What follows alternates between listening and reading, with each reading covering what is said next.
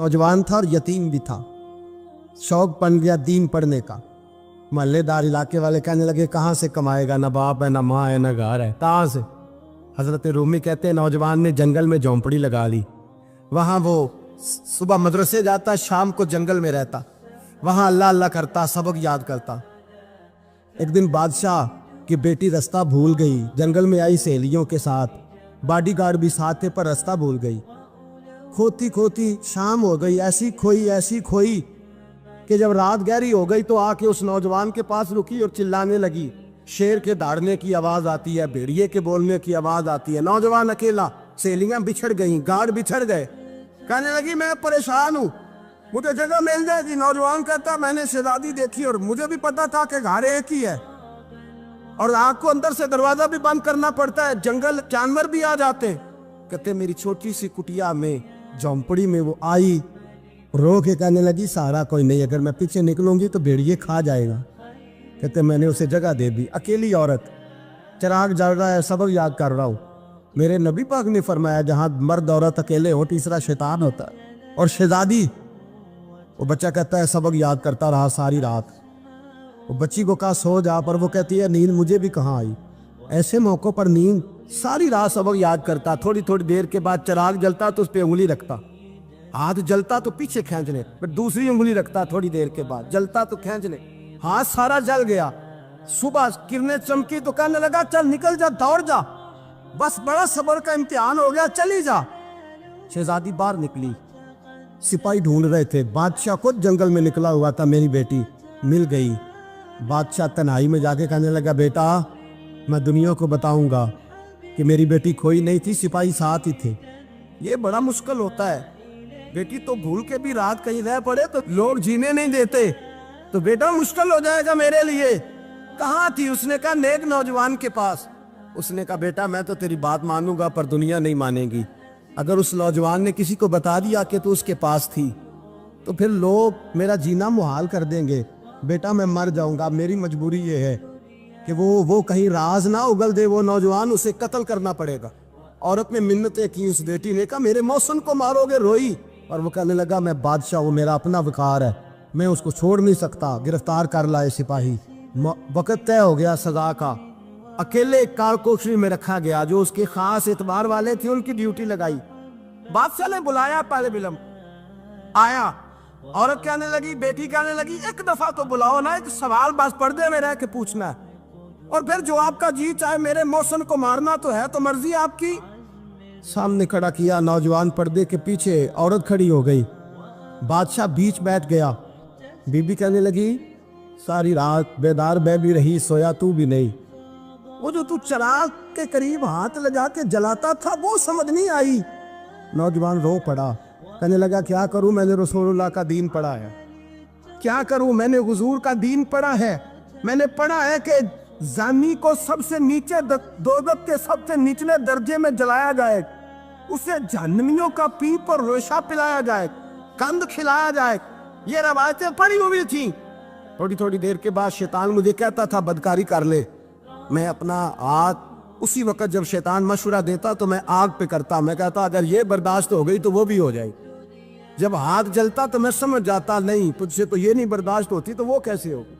फिर मुझे शैतान मशवरा देता कोई देख नहीं रहा, तो बुलाने नहीं गया, खुद आई, मैं दूसरी उंगली लगा देता। मैंने हाथ जलाया और मैं समझ गया जब छोटे से चिराग की इतनी सी शमा की आग नहीं बर्दाश्त होती तो दोज़ख कैसे बर्दाश्त होगी। कहता मैं बाज आया। बादशाह ने ये कहानी सुनी, लफ्ज सुने तो चीख मार के रोया। कहने लगा तालिब इल्म तू तो मेरे नबी का सच्चा गुलाम है, और मेरे रसूल के जो सच्चे गुलाम होते हैं उन्हें फांसियां नहीं दी जाती, उन्हें तख्त पर बिठाया जाता है। अब तुझे सजा नहीं होगी बल्कि मैं अपनी बेटी का निकाह तेरे साथ करूंगा और मेरे बाद इस सल्तनत का बादशाह भी तू ही बनेगा। अब वो नौजवान वहां नारे लगा रहा है, कहता लोगों तुम मुझे कहते थे दीन से क्या मिलता है, दीन से तो अल्लाह तख्त व ताज भी अता फरमा देता है। अगर नौजवान शर्मो हया वाले बन के रहे अल्लाह सारी इज्जतें दे देगा। देखे ना अल्लाह के फजल से इज्जत मिलती है, और जब कोई इज्जतदारों जैसा काम ही ना करे। एक बात और अर्ज करनी है पर वक्त थोड़ा रह गया। जवानों मैं ना जब कभी परेशान होता हूँ ना तो मैं ये वाली बात खोल के पढ़ता हूँ वाला, ये बात ढारस बनाती है। ढारस توانائی دیتی ہے, پورا مضمون باندھا ہے. اعلیٰ حضرت کہتے ہیں بہروپیہ تھا, مداری, روپ بدل بدل کے دکھایا کرتا تھا, بادشاہوں سے انعام لیتا تھا. ایک دن اورنگزیب عالمگیر کے پاس آ گیا, کہنے لگا میں روپ بدلوں گا, اگر آپ پہچان نہ سکے تو میں انعام لوں گا. آپ نے فرمایا میں کوئی ایسے ویسا بادشاہ نہیں, کہا مجھے دھوکہ دینا مشکل ہے. کہا نہیں میں روپ بدلوں گا. حضرت اورنگزیب عالمگیر بڑے نیک بادشاہ گزرے, بڑے پرہیزگار. وہ بہروپیہ کہنے لگا میں روپ بدلوں گا, آپ نہیں پہچان سکیں گے. فرمایا چل جتنا تیرے اندر زور ہے لگا لے. حضرت نے اعلان کیا کہ میں نے فوجی بھرتی کر دیں, 2 ماہ کے بعد ٹیسٹ ہوگا. وہ 2 مہینے دوڑتا رہا, رنگ روپ بناتا رہا, آیا ٹیسٹ دینے, 2-3 سپاہیوں کا امتحان لیا. اس کی باری آئی تو 10 روپے دیے, کہنے لگے تیرے آنے جانے کا کرایہ میں نے تجھے پہچان لیا ہے. کچھ دنوں کے بعد جانے لگے سفر پر, تو بھکاری آ گئے خیرات مانگنے. اس نے بھی سارے منہ پر سیاہی مال لی, کپڑے پھاڑ لیے, سر کے بال مڈا لیے, پگے تک کٹا لی, بدرنگ ہو کے آیا. کاسا آگے کیا تو حضرت نے 10 روپے ڈالے, کہنے لگے تیرے آنے جانے کا کرایہ میں نے پہچان لیا ہے. کچھ دن گزرے تو ٹیچر کی ضرورت تھی. اس نے مونچھیں بڑی کر لی, داڑھی نکلی لگا لی, سر پہ جنا کیپ پہن لی, ایک شیروانی لے لی اور ہاتھ میں چھڑی پکڑ کے آیا. کہنے لگا میں استاد ہوں, 2-4 بندوں کا امتحان لیا. اس کی باری آئی تو 5 روپے دیے, 10 روپے دیے, کہا تیرا کرایہ میں نے پہچان لیا. 2 سال گزر گئے. وہ جب بھی آتا حضرت پہچان لیتے. ایک دن سفر پہ جا رہے تھے, بہت بڑا لشکر تھا, جہاد کرنے جا رہے تھے اورنگزیب عالمگیر. تو دیکھا ایک پہاڑی ہے, پہاڑی پہ لوگ جا بھی رہے ہیں آ بھی رہے. اورنگزیب عالمگیر پوچھنے لگے یہاں کیا ہے؟ کہنے لگے بابا جی بیٹھے ہیں دعا کرتے ہیں, اللہ کے نیک بندے ہیں. اورنگزیب کہنے لگے یار پرانے لوگ سارے ہی اللہ والوں کو مانتے, یہ بھی مصیبت آئی ہے جتنی نہیں آئی ہے, سارے لوگ ہی مانتے. کہنے لگے ذرا میں دعا نہ کرا لوں, بچے کام جا رہا ہوں. اورنگزیب بادشاہ تھے, بادشاہ لوگ نازک مزاج ہوتے ہیں. گھوڑے سے اترے, بڑی مشکل سے پہاڑی پہ چڑھے, اوپر گئے تو لائن لگی ہے. بابا جی غار میں بیٹھے, کہنے لگے میں نے ملنا, میں اورنگزیب ہوں. انہوں نے کہا ہمارا بابا اس طرح کا پیر نہیں کہ امیر آئے تو رنگ اور ہو, غریب آئے تو اور ہو. یہاں اگر ملنا ہے تو لائن میں لگ جاؤ, سب ایک جیسے. اب لائن میں کھڑے ہو گئے, 50 آدمی آگے تھے, کہتے ہیں 51واں نمبر تھا. تھک گیا دھوپ میں کھڑا کھڑا. جب میں پہنچا غار کے دہانے تو میں نے بابا جی کے چہرے پہ نظر ڈالی تو بڑا نورانی چہرہ, بڑی خوبصورت لب و لہجہ. میں نے کہا میرے جیسا آدمی بھی پگڑی باندھ لے تو اچھا لگنے لگ جاتا ہے, بڑا خوبصورت انداز. کہتے ہیں میں ان کے پاس اتحیات کی حالت میں بیٹھ گیا.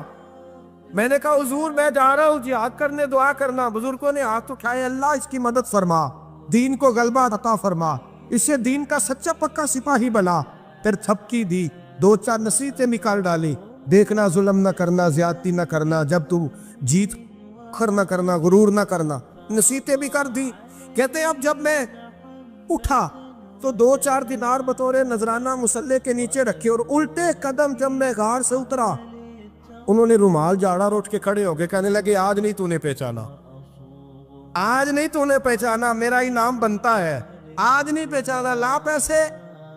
اورنگزیب کہنے لگا یار تو نے حد کر دی, کہاں چڑھا کہاں کھڑا رہا, دھوپ میں تھک گیا, کمال کر دی بھائی تو نے. پتا تو کیا لے گا, اب تو جلدی بتا, وہ کتنے لوگ پیچھے دھوپ میں کھڑے ہیں, لشکر سارا کھڑا ہے, کیا لے گا؟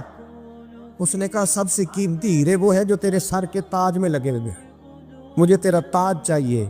او بھائیو سننا اور یاد رکھنا, میرے اعلیٰ حضرت کہتے ہیں بادشاہ نے سر کے اوپر سے تاج اتارا, بہروپیے کے قدموں میں رکھا اور کہنے لگے یہ لے, اور یہ تو تیرا مانگنے پر میں نے دیا ہے نا, میں واپس آتا ہوں تو آنا میں اپنی مرضی سے بھی تجھے دوں گا. تو نے اورنگزیب جیسے بندے کو دھوکہ دیا, آنا میں اس وقت بھی دوں گا. وہ دے کر بس بات ختم ہو گئی, حق ہو گئی. دے کر کہتے ہیں جب میں پلٹا نا واپس, بہروپیے نے آواز دی بادشاہ ٹھہر جا. تو میں نے پلٹ کے دیکھا تو کہنے لگے یہ اپنا تاج لے جا, اٹھا اور لے جا. میں نے کہا 2 سال بیت گئے تجھے محنت کرتے, آج قابو آیا تو لے جاؤ. کہنے لگا لے جا, مسئلہ سمجھ میں آ گیا. میں نے کہا مجھے بھی تو سمجھانا. کہتے ہیں وہ پھوٹ پھوٹ کے رویا, اس کی آنکھیں برس پڑی, سیلاب کی طرح آنسو بہہ نکلے, تڑپا اور رو کے کہنے لگا بادشاہ میں نے جھوٹ موٹ رسول اللہ کی غلامی اختیار کی تھی, جھوٹ موٹ کی داڑھی, جھوٹ موٹ کی پگڑی, جھوٹ موٹ کا فقر, میں نے جھوٹ موٹ نبی پاک کا لباس پہنا ہے, تو تیرے جیسے بادشاہوں کے تاج میرے قدموں میں آ گئے ہیں. अगर मैं सचमुच रसूलुल्लाह का गुलाम बनूंगा तो अल्लाह क्या कुछ अता फरमाए, अल्लाह कितनी नेमतों से नवाजे। मेरे आला क्या फरमाते हैं, आला हज़रत फरमाते हैं फरिश्ते भी करते हैं ताज़ीम मेरी। कौन जी? अल्लाह। ऐसा अकीदा भी कम मिलेगा जो बरेली के इमाम का अकीदा है, ऐसा भी कम। कहते हैं फरिश्ते भी करते हैं ताज़ीम मेरी। क्यों? फरमाने लगे फिदा हो के उन पर ये इज्जत मिली। बगदाद के एक दरवेश आलिम थे, तो वो जब भी नमाज पढ़ाते ना तो किसी ताजर की 2 बीवियों के बारे में दुआ मांगते। तवज्जो है मेरी बात पर? नमाज पढ़ाते तो कहते अल्लाह उस ताजर की 2 बीवियों को अपनी खास रहमतें अता फरमा। एक दिन लोग उनके गिर्द इकट्ठे हो गए, कहने लगे बाबा जी बताएं तो सही वो बीवियां कौन थी जिनके लिए आप दुआ मांगते? तो फरमाने लगे मेरे शहर का एक ताजर था, बहुत बड़ा ताजर था, मालदार था पर बे औलाद था। उसे बगदाद से मुल्क शाम जाना पड़ता था तिजारत करने, और कई कई महीने उसे शाम के मुल्क में रहना पड़ता था। उसने इस तरह किया कि वहां भी एक शादी कर ली। तो जो है ना मेरी बात पर, क्या कर लिया उसने? दूसरी शादी करना मर्द के लिए जायज़ है, तीसरी करना भी, चौथी करना भी भैया के वक्त, मगर अगर इंसाफ कर सके तो। अगर चारों में हम ना आधा मसला सुनते हैं और आधा ही बयान करते हैं, अगर इंसाफ ना कर सके फिर उसके लिए 4 जायज़, फिर वो एक ही रखेगा। तो अजीज दोस्त, दूसरा निकाह कर लिया, शादी हो गई। अब वो वहाँ कुछ ज़्यादा वक्त गुजारने लगा, मालदार आदमी था, बीवी को मकान भी लेके दे दिया। अब वो जरा देर से आता वापिस, और जब आता भी तो उसके वो वाले अंदाज ना होते जो पहले हुआ करते थे। अब बीवी से बड़ा जासूस भी कोई नहीं होता, उसको तो पहले पता चल जाता है कि माजरा क्या है, उसे बड़ी खबर होती है। तो उसने महसूस कर लिया कि बदले बदले से मेरी सरकार नज़र आते। वो कहने लगी अब के जब आता जाता है तो इसके हालात कुछ बदले बदले से हैं, माहौल कुछ और है। उसने एक बूढ़ा आदमी जो उसका अजीज़ भी था और समझदार भी था उसको तैयार किया। कहने लगी अब के जब मुल्क के शाम जाए ना तो इसका पीछा करना और ख़बर करना कि कहाँ रहता है, कहाँ जाता है, क्या करता है। वो बूढ़े बुजुर्ग जो थे वो खातून के कहने पर कुछ उसने किराया भी दिया।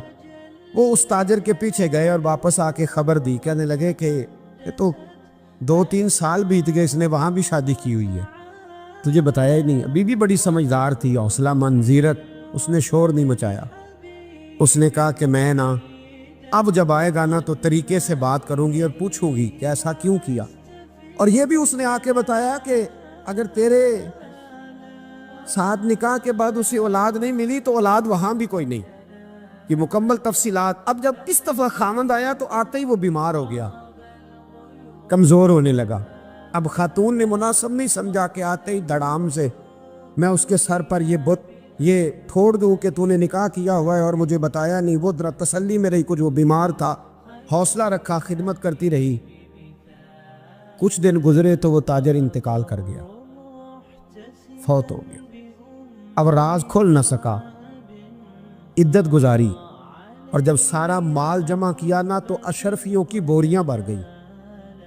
सारा माल उस बीबी का, 4 बोरियों में अशरफियां, 4। यहाँ तो पेट का दोज़ख है, माज़ अल्लाह, भरता ही नहीं। हाल मिन मजीद, हाल मिन मजीद। वो जो कहते थे ना कि बस बाहर चला जाऊं और बाहर मैं कुछ थोड़े से पैसे कमा के 2-3 साल में लौट आऊँगा, फिर यहाँ आके कोई कारोबार करूँगा, वो गए हैं तो वापस नहीं आए। वो जो कहते थे ना बस मैंने इतना सा कारोबार करना है कि मकान बन जाए, उन्होंने 4 मकान भी बना लिए हैं, लेकिन ब्रेक हल में मजीद की दौड़ है। अब 4 बोरियां उस औरत ने छुपाए रखी। कोई बंदा नहीं जानता बगदाद में कि मुल्क के शाम में ताजर की दूसरी बीवी भी है। जब वो फारिग हुई तो उसने उस बूढ़े जासूस को फिर बुलाया और 2 बोरियां ऊंट पे रखी, खुद भी साथ बैठी और मुल्क के शाम गई। अल्लाह अकबर। वह बुजुर्ग कहते हैं मैं ऐसे नहीं दुआ करता। उसको जाके कहने लगी मैं अकेली वारिस नहीं हूँ, आधे की वारिस तू भी है। मैं अकेली वारिस नहीं, ये तक़सीम विरासत है, आधी की वारिस तू भी है। तो रख अपने पैसे, मुझे पता है उसने निकाह किया था पर मुझे बताया नहीं था, तो रख अपने पैसे, मैं तुझे दे रही हूँ, आधे तेरे हैं आधे मेरे हैं। उसने नजर उठाई तो रो पड़ी, कहने लगी नहीं अब ये सारे तेरे ही हैं, اگر تو اللہ سے ڈرتی ہے تو میں بھی رب سے ڈرتی ہوں، اگر تو مصطفیٰ کریم کا کلمہ پڑھتی ہے تو میں بھی اسی نبی کی ماننے والی ہوں۔ کہا بات کیا ہے، میرا کیوں ہے سارا؟ تو وہ خاتون کہنے لگی وہ 2 سال 3 سال سے میرے ساتھ نکاح تھا اور اس نے بتایا تھا مجھے کہ میری بیوی بھی ہے، اور میں غریب تھی تو میرے والدین کو بھی بتایا تھا کہ میری دوسری شادی ہے۔ یہ مکان اس نے مجھے لے کے دیا تھا، میرے تمام اخراجات وہ پورے کرتا تھا، نان و نفقہ کا خیال رکھتا تھا، لیکن اب کہ جب وہ آیا تو وہ بیمار تھا۔ اس نے مجھے بتایا کہ مجھے طبیب نے بتایا ہے کہ میں شدید بیمار ہوں، شاید بچ نہ سکوں۔ تو کہنے لگی وہ مجھے کئی لاکھ روپے بھی دے گیا اور جاتے دفعہ مجھے طلاق بھی دے گیا، فارغ کر گیا۔ کہنے لگا تو جہاں چاہے میرے بعد نکاح کر سکتی ہے، اور کہنے لگا میں چاہتا تھا پہلی بیوی کو بتا دوں، موقع نہیں بنا اور اس کا دل نہ ٹوٹے، بتا نہیں پایا، لہذا وہ مجھے ڈھیر سارے پیسے دے چکا ہے، سارا میرا حصہ مجھے پہلے سے دے چکا ہے۔ میری بہن اب یہ 4 بوریوں میں سے 2 میری نہیں بلکہ 4 کی 4 ہی تیری ہے، تو ہی اس کی حقدار ہے۔ تو بزرگ کہتے ہیں مجھے بتاؤ جن کے اندر اس قسم کے تقوی کی جھلک ہو ان کے لیے ہر نماز کے بعد دعا مانگنی چاہیے کہ نہیں مانگنی چاہیے؟ حضرت عمر کے زمانے میں ایک نوجوان تھا، نیک تھا، مسجد جایا کرتا تھا رات کو۔ تو مسجد جا رہا تھا تو رستے میں ایک عورت نے دعوت گناہ دی، ابن عساکر نے اس کو لکھا ہے۔ تو نوجوان تھا، خواہشات تھی، کچھ طبیعت مائل ہو گئی، ابھی ادھر جا ہی رہا تھا کہ کسی نے آیت پڑھ دی والی من خاف مقام ربی جنتان، جو رب کے سامنے کھڑے ہونے سے ڈرے گا اللہ 2 جنتیں دے گا۔ واقعی ڈر گیا، وہ واقعی ڈر گیا، اتنا ڈرا کہ بے ہوش ہو کے گر پڑا۔ بیماری سے لوگ بے ہوش ہوتے ہیں، پیسے ڈوب گئے بے ہوش ہوتے ہیں، بچے کے غم میں بے ہوش ہوتے ہیں۔ سچ بتاؤ کبھی خوف خدا سے بھی بے ہوش ہوتا کوئی دیکھا ہے؟ ہمارے ہاں تو روز مرہ ہی نہیں ہے بھائی، اور بڑی باتیں ہیں بے ہوش ہونے کی، ڈرنے کی، غش کھانے کی۔ بے ہوش ہو کے گر پڑا، بوڑھے باپ کو کسی نے بتایا بچہ بے ہوش پڑا ہے، اٹھا کے گھر لائے، گھر لا کے کہا بیٹا کیا ہوا؟ نوجوان ہے، چڑھتی جوانی ہے پر پاکیزہ بڑی ہے۔ کہنے لگا ابا جی گناہ کی طرف چلا گیا تھا پر میں نے آیت سن لی جو اللہ کے سامنے کھڑے ہونے سے ڈرے گا رب 2 جنتیں دے گا، میں ڈر گیا تھا، رب واقعی 2 جنتیں دے گا۔ باپ رو پڑے، ابا جی کی آنکھوں میں آنسو آئے اور کہا پتر اللہ بڑا مہربان ہے، اس کے وعدے سچے ہیں، واقعی 2 جنتیں دے گا۔ اس نے پھر ایک چیخ ماری اور اس طرح کی ماری کہ اس کی روح ہی پرواز کر گئی، روح ہی پرواز کر۔ کشتگان خنجر تسلیم را، عشق کی خنجر سے قتل ہو گئے لوگ۔